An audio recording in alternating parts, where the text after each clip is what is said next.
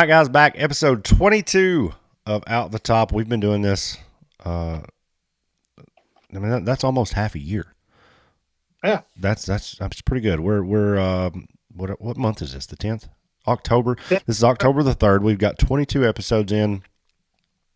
I didn't think we'd make it to 5, but here we are nonetheless. Dan Carter, how are you? I'm doing great. How are you guys? Good. It's been Monday for about 3 weeks up here. I feel you. I Uh, feel you. Dude, I don't know what happened. So July and August are our 2 down months. Right down. They're just historically every year. And so some weeks we're sitting around twiddling our thumbs trying to figure out what to do, reorganizing the shop. And then September rolls around and starts getting back busy again. And then of course we had the Indian Mountain event that we were gone that week. And then it just seems, especially since Indian Mountain, it has been Monday. Right. And it's never quit. So hopefully, and that's a good problem to have, I guess. It means you're busy. Could be worse. Yeah. But anywho, yeah, it's going good up here. How's things going in Alabama? Have we had any luck with the big truck? We have not. So right now, where we are, after talking to a few different people, we're thinking that the ECM may be having some issues. So the ECM is the engine control module. So that's where we're looking at next time. It's one of those things that I'm no mechanic by any means, but I know enough to get me in trouble. But I did do all the, I guess all the easy things, check the fuse panels and made sure that it had fuel in both tanks and stuff like that. Make sure the filters had fuel in them. So little stuff like that. And then there's a primer on the side of the engine. I thought the truck may have lost prime because for those that don't know, we were loaded up fixing to go to race and the truck just quit right there in the yard. Thank goodness it was in the yard before we left, but nonetheless it quit. Thought that it just lost prime, tried to reprime it, nothing. So right now we're getting a code on the engine display that is stating that there's a loss in communication with the vehicle ECM, which is the ignition control module. We've got a Razor up here doing about the same thing. The guy was driving it one day, parked it overnight, come back out the next morning, and it wouldn't do nothing. Right. And so we're kind of fighting that battle up here on a unit. So it can be frustrating trying to chase down them gremlins. Right.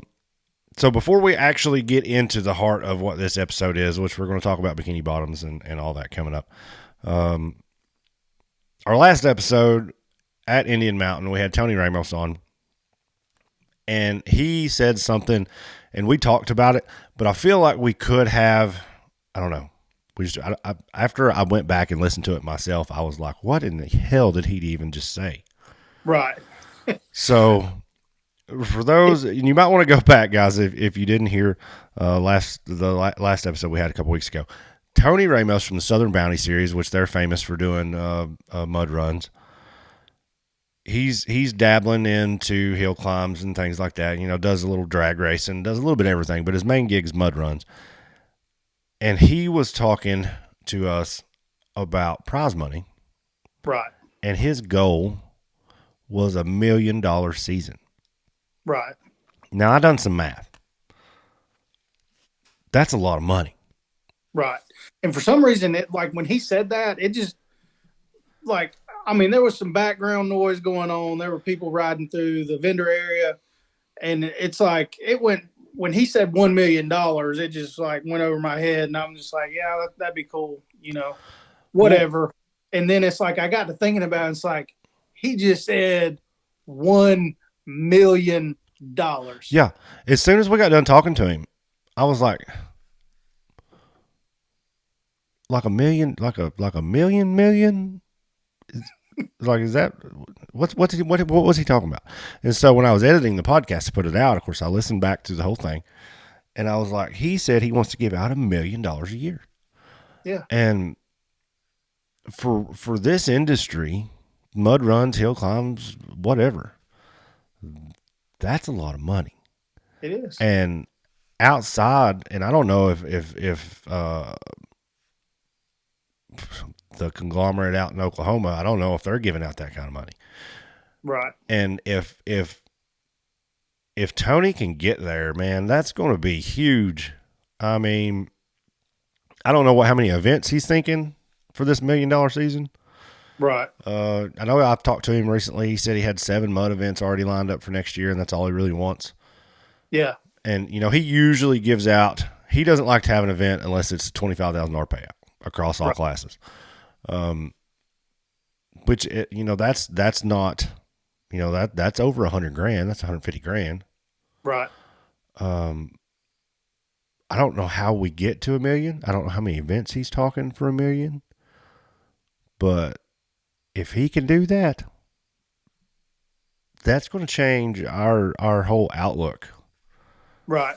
Well, and if it's, I mean, you've got a lot of mud guys. I mean, when this is Southeast, a lot of mud guys. But I compare mud racing to rock bouncing. I feel like if there's money in mud, there's money in rock bouncing. But if there's anybody that can pull that off and kind of get that working, I know Tony can do that. He thinks outside the box when it comes to all this. Yeah, he gave some of those little secrets he was telling last week about the driver entries. Right. Making his people pay to come into the park, which, our guys, we typically don't have an entry fee into the park. Usually you buy your race entry and then you get into the park free, you plus one or whatever. All of his people pay to get in. Right. But that's how he shows the venue how many people he's bringing. Right. How much money he's bringing to their event. Yeah. Park. With just the racers. Right. So, if he brings in $15,000 in just racers and racer families, then that park knows that they're guaranteed that much money at least. Right. And so that's a good way to look at it. It's something I know it sucks with entry fees being what they are. It sucks to know you have to pay that entry fee, and sucks that you have to pay to get in the park, and it makes it for an expensive weekend. But if it's on the back end, if it's there, if people know that the payouts are this many places, and you've got a chance at winning more money. That's right. People would do it all the time. I mean, we used to do it dirt track racing. You pay your gate fee and your entry fee. No big deal. That's just what we done. Yeah. And I don't know, something to look at. He's a smart feller. Yeah. He claims just to be a good old redneck from Georgia. Shit. But he's intelligent. But if you kind of look at it as like the money being there, like Race to Riches, that was high entry fees, and they only allowed so many spots, but people were damn near fighting over those spots, and it was like $1,000 for each spot. And people were selling spots and buying spots and fighting over them. I mean, so when there's a big chunk of money on the line, people will pay it. It's got to be guaranteed money. Right. That I think was the downfall of Race to Riches. Yeah. It was $1,000 entry fee, and then a couple of years they gave away some razors, and then that started dwindling down a little smaller, and then the last one I even remember happening was, we're giving away a razor, but we were one entry fee short of being able to do that. Right. And then all the drivers were like, well, we'll pay the spot. We'll buy the spot. Right. And, they wouldn't let them do it. So if it's guaranteed money, people will come out. I don't know how many, like Race to Riches, I don't know how many $1,000 entry fees you're going to get often. Right. But something like that, I think something like that could come back and be big. And, guys, $1 million season, though. That's just, that's right. That just makes me want to go racing. Like you said, we may get into motor racing. Hey, they're giving away $1 million. My damn name going to be in a pot. I guarantee that. That's right. We may just show up and beg to have something to borrow to race. Hell yeah. Boys, I'm I'll get in a foot race out there in the mud pit. I don't care. oh yeah, put the Crocs in 4-wheel drive and go. Hell yeah. All right, Bikini Bottoms. I think they said 12 years of racing at Bikini Bottoms. This is the last event. We've heard for the last couple years that this is the last event. It's been for sale ever since I've been going. Right. This would be my 7th year in a row, best I remember. We started going in 17. I've been to every event since. It's going away. I'm pretty sad about it. I like that place. Yeah. It's just different. It is. It's not like, I mean, it's not a big riding park. But it's, you roll up in there and you're at the hills. That's right. And Everything in walking distance, which I love.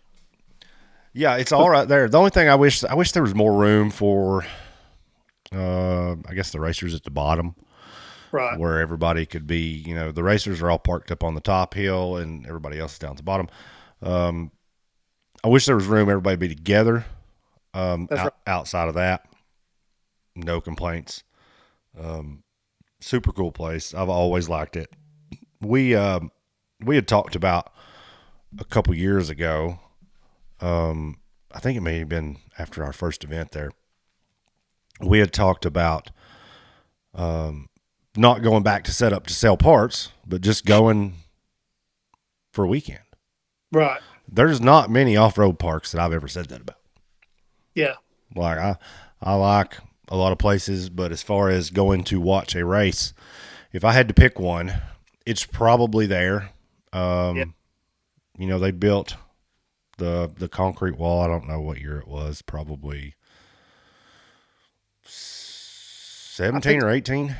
Yeah, I think I saw somebody shared that post from SRS the other day. I saw it, and I'm like 99% sure it was 17. It had Cable Hill on, like, they split the picture up, and it was like Cable Hill, right, and then the left they were digging it out, and they had like the GPS transponders or whatever, trying to get the grade to mimic Cable Hill. So it was pretty cool. Yeah, they had really good. Had a really good idea there. It's hard to mimic Cable Hill.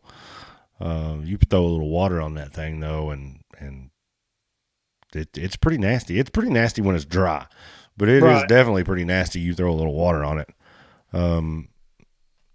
I don't know, man. It's just I don't know what. Of course, like I said, we've been going for years. The Icelandic Formula Offroad's been coming there off and on since 15 or 16.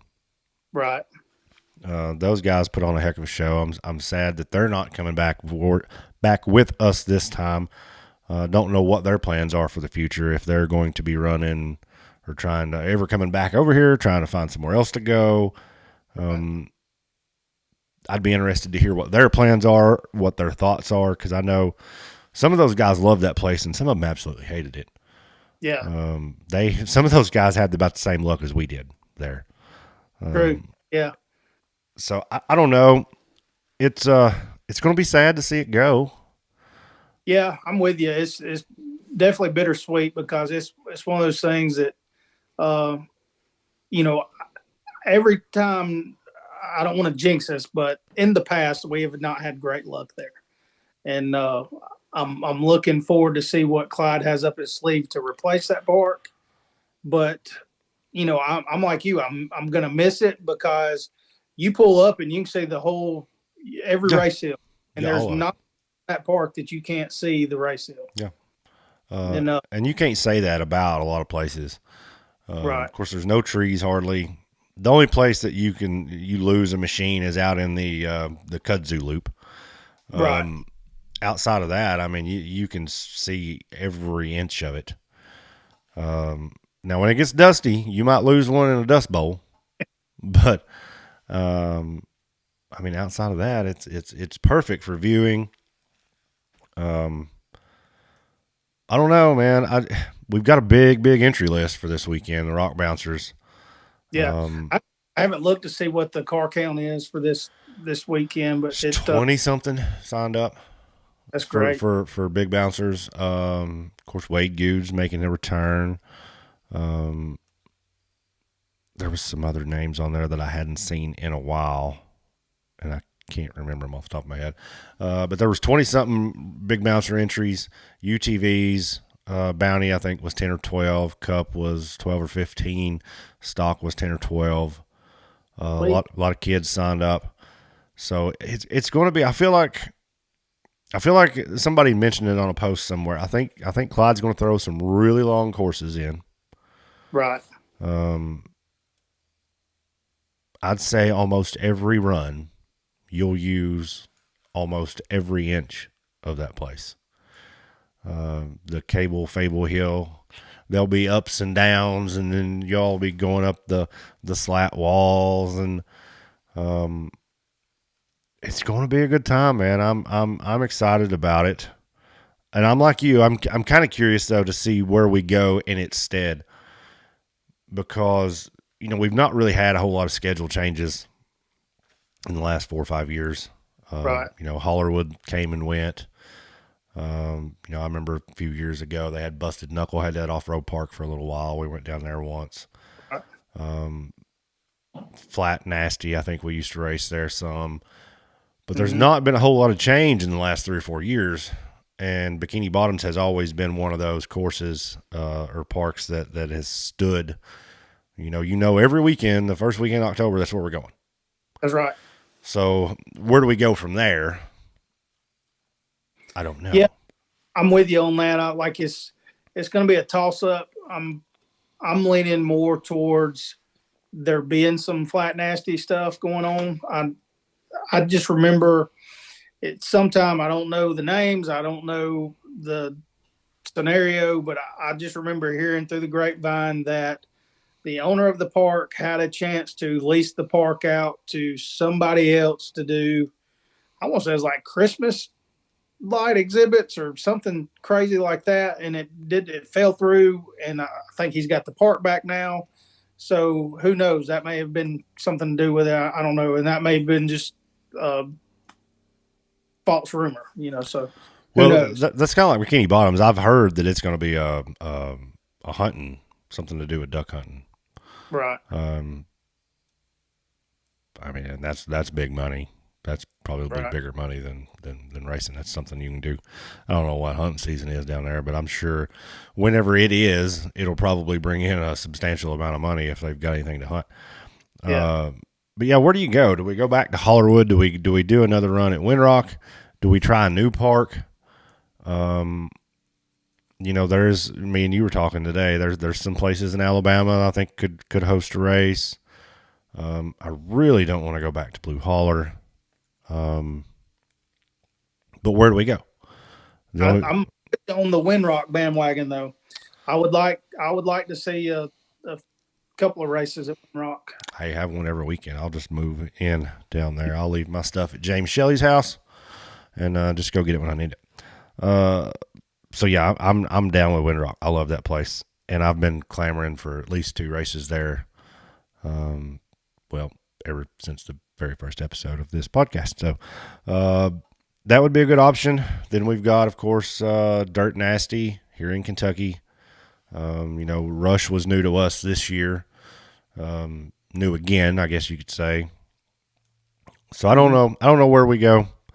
Clyde knows, or maybe he's figuring it out. I'm sure wherever it will be interesting. So Bikini Bottoms. What about? Let's do this. What is your? Tell me a story. I don't know. You got a run story? Favorite run? Not favorite run? I'm putting you on the spot. So from Bikini Bottoms. Yeah. Oh man. So I've got a bunch of stories, but this one is probably the best one. And so I'll tell 2 of them really quickly. So the first story I have is this. I don't remember what year, but it was the first year I think that we were there and went and raced, and Icelandic guys were there, and dude, it was hot. It was dusty. It was the coolest thing I'd ever seen. Just the Formula off-road stuff. Never had seen it before, like live. I've seen it on the internet, but anyway, we were like covered in dust, and we were staying in our enclosed trailer, no amenities whatsoever. We were like, to the point, if we can find a motel room, I'll buy whatever. I need a shower. So we go. I don't remember what happened. We were on the phone, finally found this motel. I don't remember the name of it. Called, and they're like, we have one room left. And I was like, I've got cash money. I'm on the way. We left the park, went to this motel room. We get there, and they were like, we don't have any rooms available. I was like, we just called like 20 minutes ago. They're like, well, the room we did have booked. So I was like, okay, fine, wasn't meant to be. Pissed off, leave. We go to the gas station to fill up at the truck stop up the road. And some guy walks out and he recognizes us. He's like, hey, man, weren't you at the race today? I was like, yeah, we're covered in dust and we're, come up here to get fuel and stuff. And he's like, you ought to go in there and try one of them truck stop showers. So I was like, truck stop shower? I've never heard of such. He's like, yeah. For $10, you and the old lady can jump in the shower in there and, bathe and do whatever you want to. They'll give you some towels and then, you're good to go. You start off fresh. And I was like, man, it's better than what I'm wearing now, just covered in dust. So we went in there and took a shower and left, went back to the park the next day. We got up and go to race, and we noticed everybody was like scratching and itching and clawing like at their skin. Finally found out through word of mouth, the motel room had bed bugs. Oh, man. So we dodged a bullet. I'm talking like a close, Oh, which we were probably only going to use the room just to take a shower because, we're used to yeah, sleeping. somebody would have sat. But Oh, it would have been just out of habit to walk in, throwing your bag on the bed, yeah. grab a shower, probably one of us in the shower, one of us sitting on the bed watching TV or something like that. Yeah. So we dodged a bullet, but man, it's that to me is like the funniest story that's happened to us at the at Bikini Bottoms. And like I said, I don't remember the motel room or whatever, but dude, there was probably no such bed thing as bed bugs in Iceland, and those guys probably carried the bed bugs back to Iceland with them. And Oh, Lord. it probably I've got one of those stories about the bed bugs in Bikini Bottoms, but I don't know if the guy who told me the story wants me to repeat it. I'll tell you one of these days when we're not being recorded. So yeah, that's you caught a lucky break there. Yeah. What was you said you had two. What was your okay? So the other was basically you were talking about a good run, and I don't remember. It had to have been UTV Bounty, and I think it was one of my first years driving your car. And everybody hit that hill. I don't think anybody climbed it. But I was like, I'm going up this damn hill come hell or high water. I got up to the top, and it rolled all the way back down the bottom. And I was mad. No, we're talking about the cable, Fable, Home Depot hill, whatever. But, this was like UTV Bounty. Things have progressed over the years as far as shocks go and tires and suspension, but this was like back a few years ago. But I remember getting up to the top and just like in one ledge, couldn't get over it. Car hit the side or something, and it rolled, and it rolled all the way back down.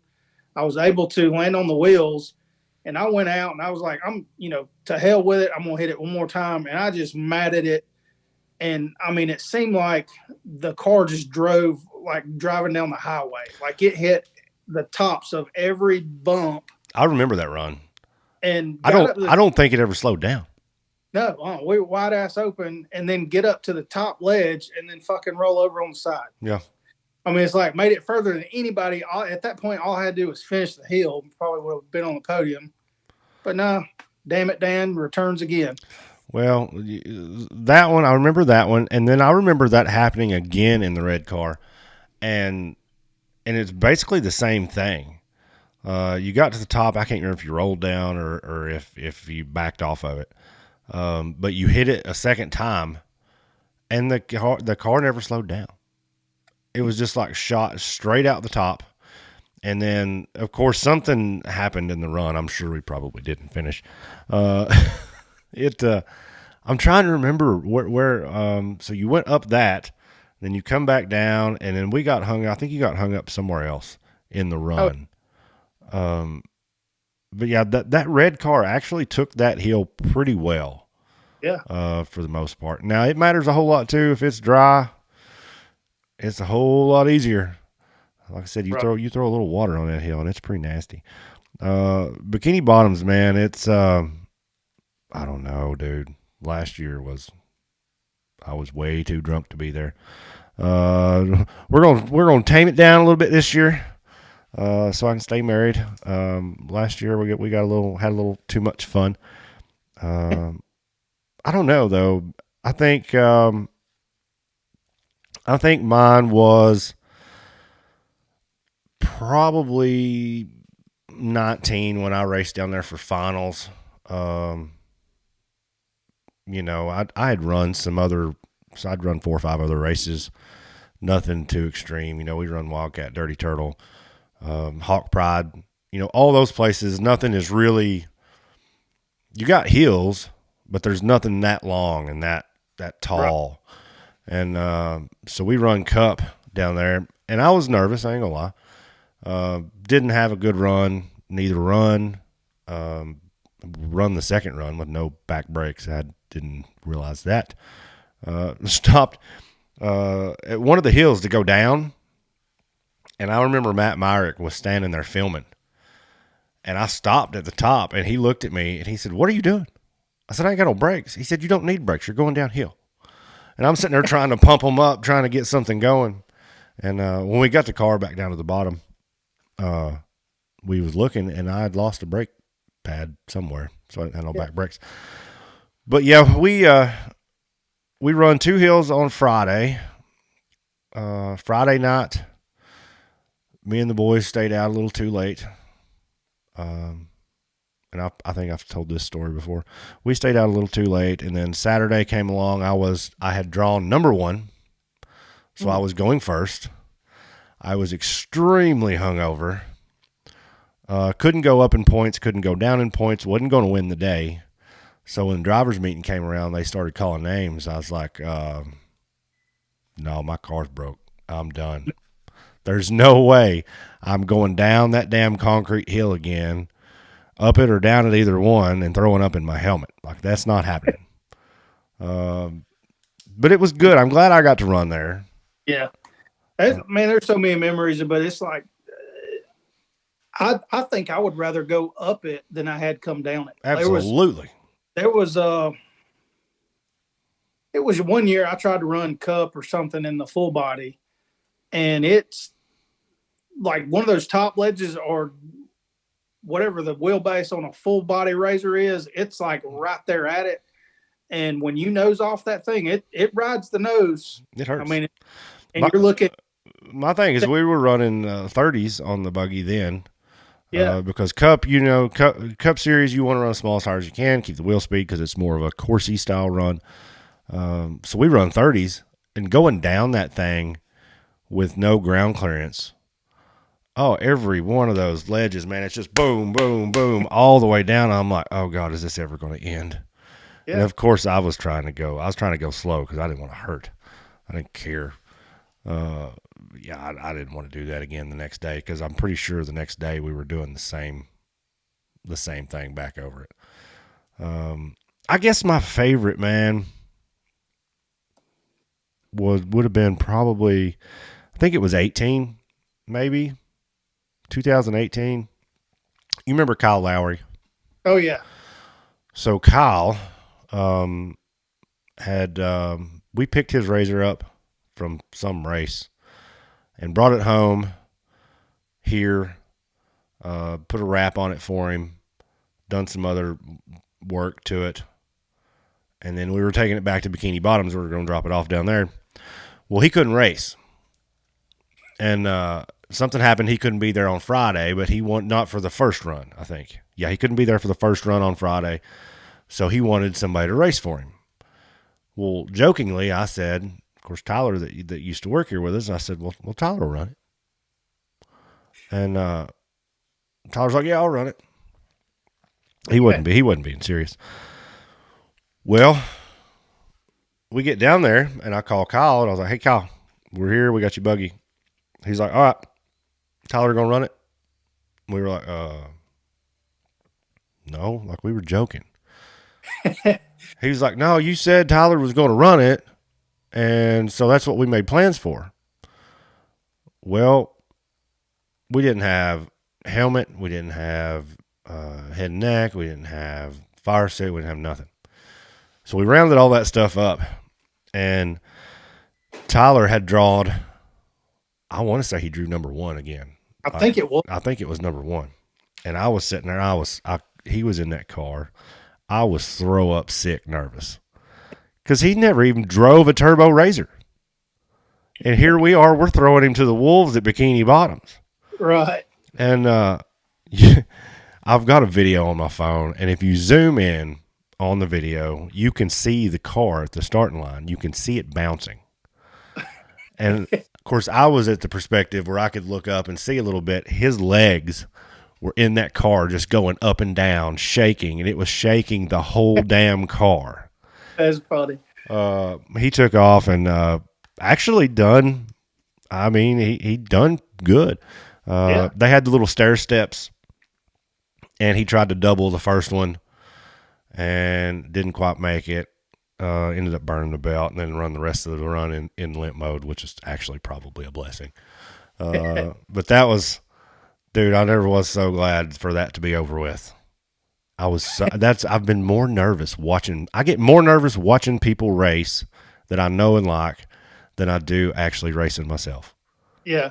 Dude, you've got to post a picture of the banner hanging. Oh, yeah, the lawn dart. Yeah, of the lawn dart. From that run. On our wall of shame. We got a little wall of shame here at the shop with some used parts and embarrassing photos. We'll post a picture of that one of these days. What else, man? How do we say goodbye to Bikini Bottoms? We're going to record a podcast down there too, so we'll get some